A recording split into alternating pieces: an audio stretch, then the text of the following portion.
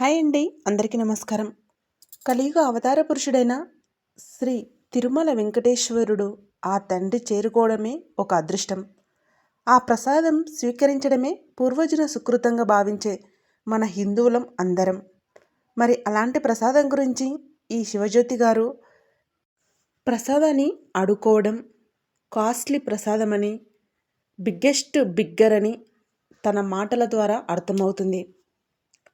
7 శనివారాల వ్రతం చేసి మంచిగా సంతాన భాగ్యం కలిగిందని ఎంతో మురిసిపోయి వ్రతాలు చేశావు, బాగానే ఉంది. కానీ ఇదే చూడు, ఎంత ఒదిగి ఉండాలనే సామెత ఊరికే రాలేదు. చివరికి నీకెంత సంపద భగవంతుడు సృష్టించినా కూడా అడుక్కునే దానివి అయినవు అందరి దృష్టిలో. ఎందుకంటే ఈ ప్రపంచంలో అత్యంత గొప్పవి మన మాటలు, మన యొక్క మంచితనం, మన యొక్క గుణం. ఇవి ఆ భగవంతుడు స్వయంగా రాముని అవతారంలో మనకు వివరించాడు. నీకు డబ్బు పెరిగిన కొద్దీ నీలో అహంకారం పెరిగింది. చివరికి నువ్వు సంతానం పొందుతున్నావని తెలిసి ఇంకా తారాస్థాయికి వెళ్ళిందని చెప్పుకోవచ్చు నీలో ఉన్న అహంకారం.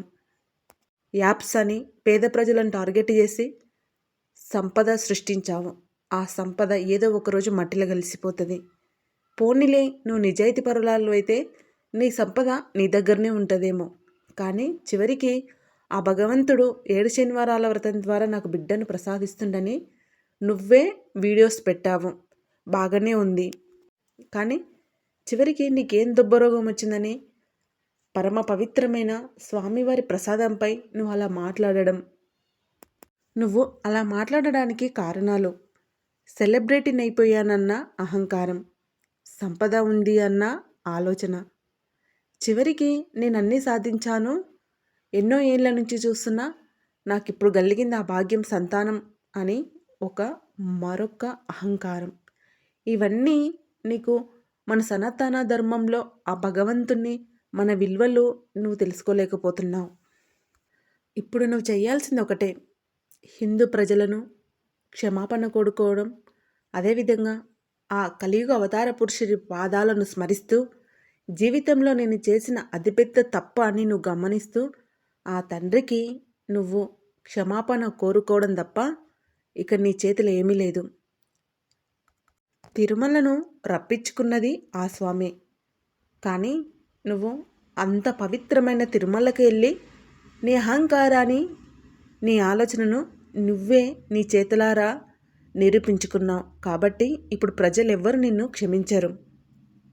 ముందు ముందు మన సనాతన ధర్మంలో మన భగవంతుని పైన ఇలాంటి ఆలోచనలు రాకుండా ఉండాలంటే ఇలాంటి మాటలు అన్నవారిని మనం ఇప్పుడే ఖండించాలి. మనం సపోర్టు చేసిన కొద్దీ వీళ్ళ అహంకారం మరింత పెరుగుతుంది. అందరూ ఇలాంటివి గమనించుకొని ఇలాంటి మూర్ఖులకు, ఇలాంటి భగవత్ విలువలు తెలియని వారికి దూరంగా ఉండడం, వీళ్ళ వీడియో చూడడం ఆపివేయాలి. ఈ ఛానల్ కనుక మీకు నచ్చినట్లయితే ఖచ్చితంగా లైక్, షేర్, సబ్స్క్రైబ్ చేసుకోండి. మన సనాతన ధర్మమే రేపు అన్ని ధర్మాలకెల్లా గొప్పది. ప్రపంచాన్ని పరోక్షకంగా, ప్రత్యక్షకంగా శాసించేది మన సనాతన ధర్మమే. ఆ సనాతన ధర్మమే ఆ 7 కొండల వెంకటరమణుడు. ఆ 7 కొండల వెంకటరమణుడే ఆ అరుణాచల శివ. ఆ అరుణాచల శివే ఆ 7 కొండల వెంకటరమణుడు.